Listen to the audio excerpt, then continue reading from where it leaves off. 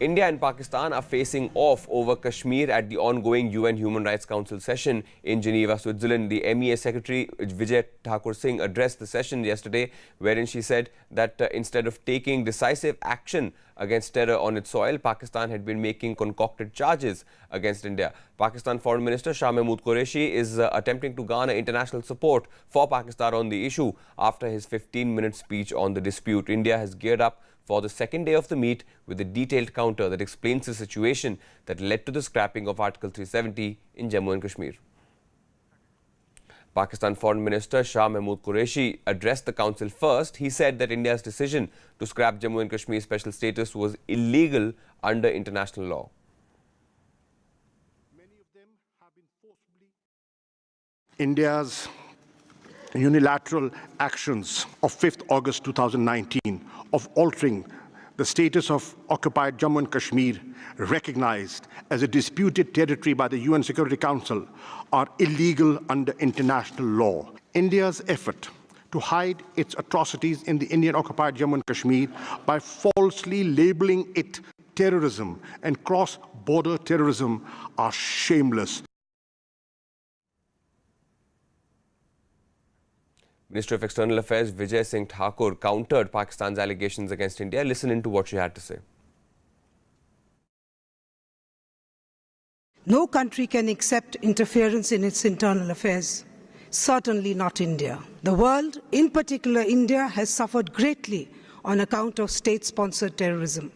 It is time to collectively take decisive and firm action against terror groups who threaten fundamental right to life.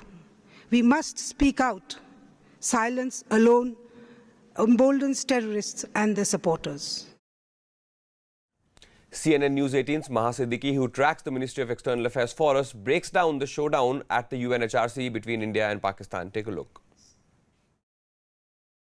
Vijay Thakur Singh, Secretary East in the Ministry of External Affairs, made the arguments on behalf of India at the United Nations Human Rights Council.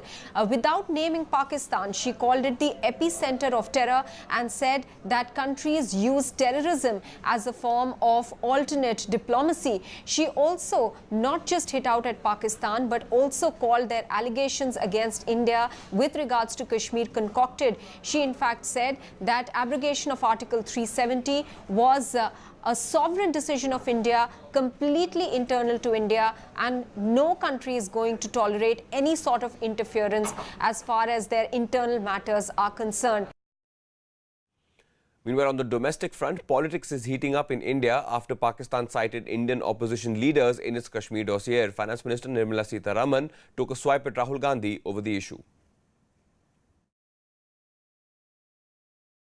The Congress leadership should please look at what is happening within the country and speak in one voice as regards issues like J&K, as regards issues which matter for the country's national security.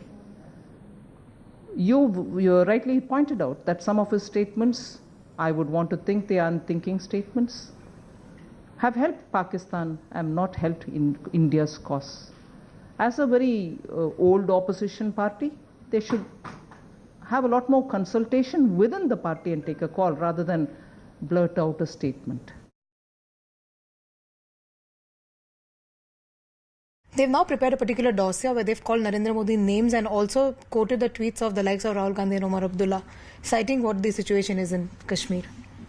You know, first of all, it's bizarre for Pakistan to be talking about such issues because we have seen the complete decimation of minorities in Pakistan.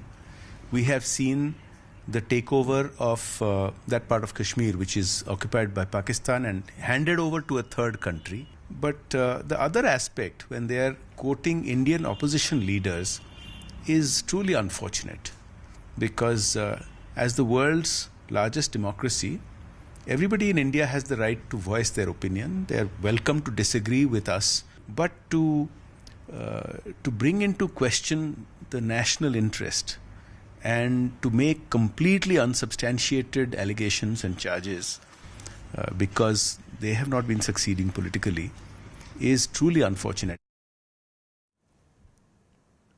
And down south, there's more trouble for the Karnataka Congress leader D.K. Shivakumar as the